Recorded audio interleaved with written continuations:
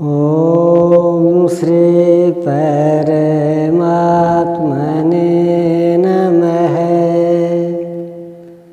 अध्याय 9 श्लोक 29 से 32। समोहं सर्वभूतेषु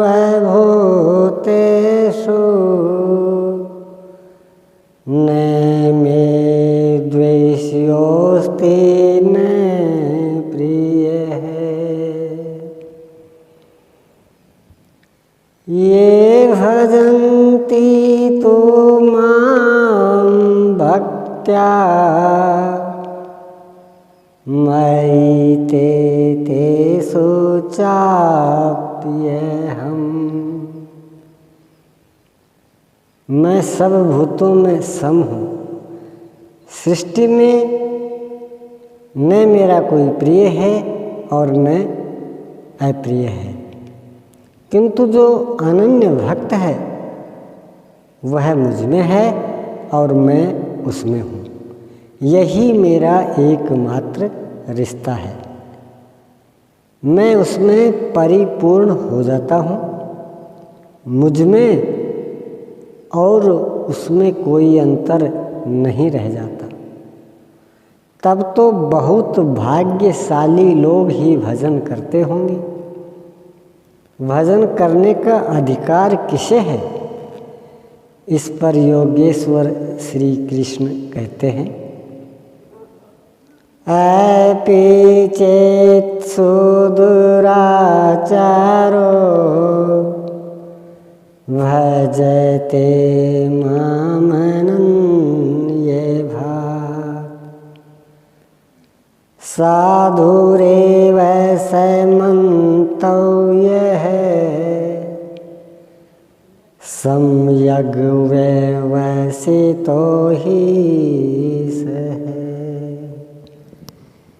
यदि अत्यंत दुराचारी भी अनन्य भाव से अर्थात अन्य नहीं, मेरे सिवाय किसी अन्य वस्तु या देवता को न भजकर केवल मुझे ही निरंतर भजता है, वह साधु ही मानने योग्य है।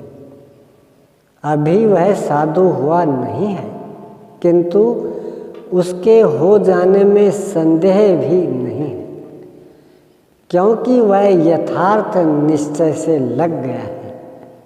अतः भजन आप भी कर सकते हैं, बशर्ते कि आप मनुष्य हो, क्योंकि मनुष्य ही यथार्थ निश्चय वाला है।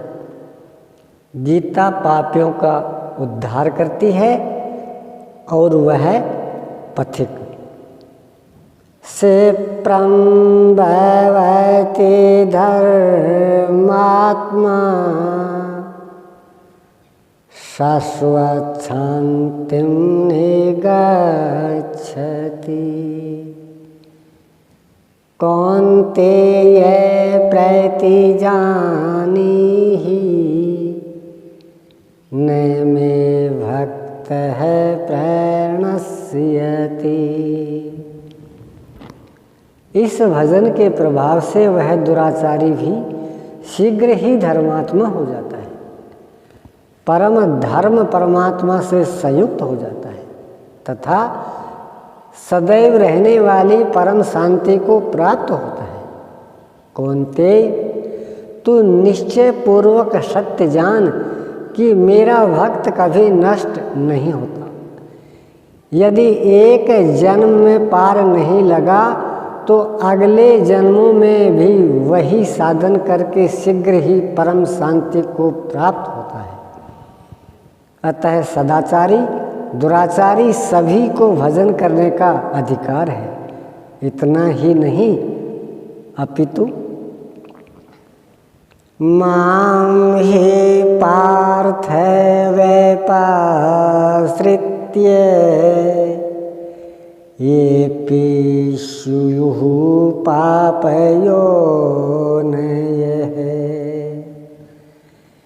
स्त्रियो वैश्यास्तथा शूद्रास् तेऽपि यान्ति परां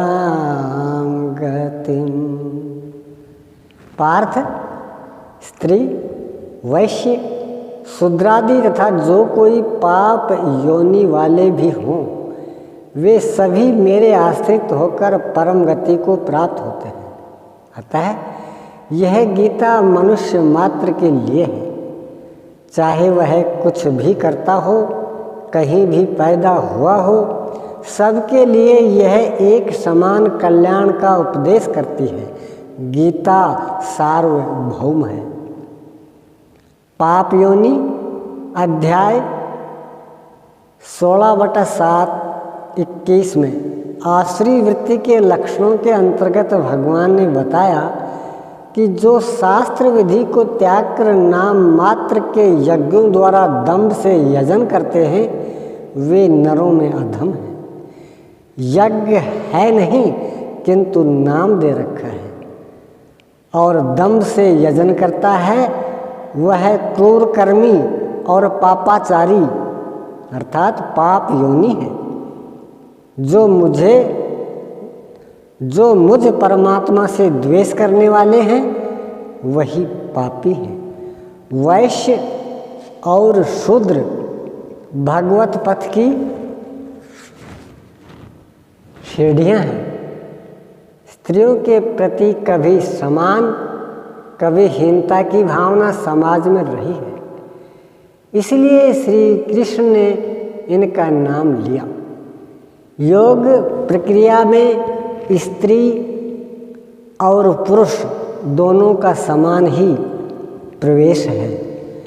ओम श्री सद्गुरुदेव भगवान की जय।